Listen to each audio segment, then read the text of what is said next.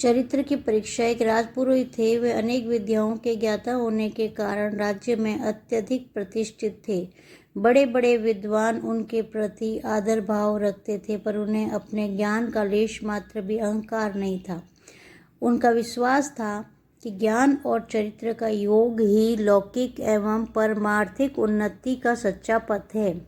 प्रजा की तो बात ही क्या, स्वयं राजा भी उनका सम्मान करते थे और उनके आने पर उठकर आसन प्रदान करते थे। एक बार राजपुरोहित के मन में जिज्ञासा हुई कि राज दरबार में उन्हें आदर और सम्मान उनके ज्ञान के कारण मिलता है अथवा चरित्र के कारण।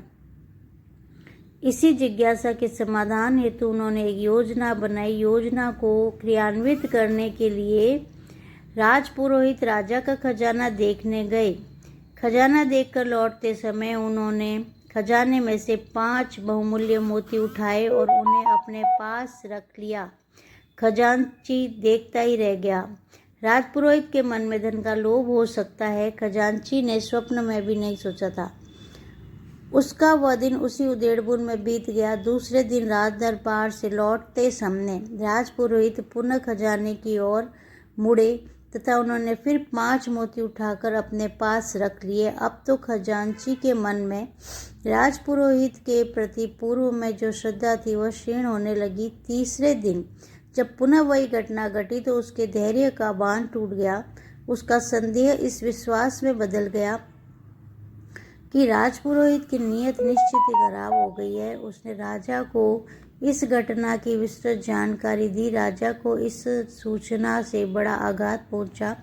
उसके मन में राजपुरोहित के प्रति आदर भाव की जो प्रतिमा पहले से प्रतिष्ठित थी वह चूर चूर होकर बिखर गई। चौथे दिन जब राजपुरोहित सभा में आए और राजा पहले की तरह न सिंहासन से उठा न उन्होंने राजपुरोहित का अभिवादन किया, यहाँ तक कि राजा ने उनकी ओर देखा तक नहीं।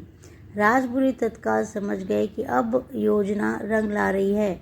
उन्होंने जिस उद्देश्य से मोती उठाए थे वह उद्देश्य अब पूरा होता नजर आने लगा था।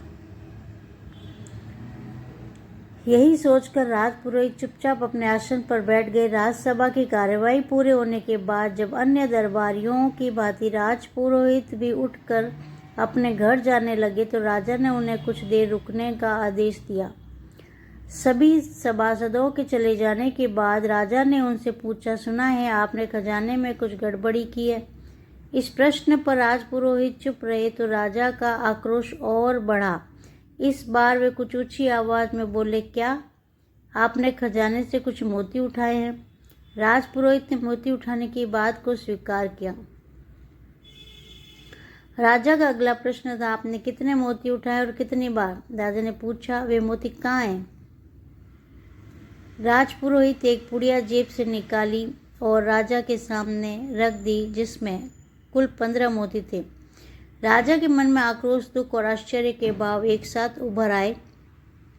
राजा बोले, राजपुरोहित जी, आपने ऐसा गलत काम क्यों किया? क्या आपको अपने पद की गरिमा लेश मात्र भी ध्यान नहीं रहा? ऐसा करते समय क्या आपको लज्जा नहीं आई? आपने ऐसा करके अपने जीवन भर की प्रतिष्ठा खो दी। आप कुछ तो बोलिए, आपने ऐसा क्यों किया? राजा की अकुलाहट और उत्सुकता देखकर राजपुरोहित ने राजा को पूरी बात विस्तार से बताई तथा प्रसन्नता प्रकट करते हुए कहा कि राजन, केवल इस बात की परीक्षा लेने के हेतु कि ज्ञान और चरित्र में कौन बड़ा है मैंने आपके खजाने से मोती उठाए थे। अब मैं निर्विकल्प हो गया हूँ। यही नहीं, आज चरित्र के प्रति मेरी आस्था पहले की अपेक्षा और अधिक बढ़ गई है।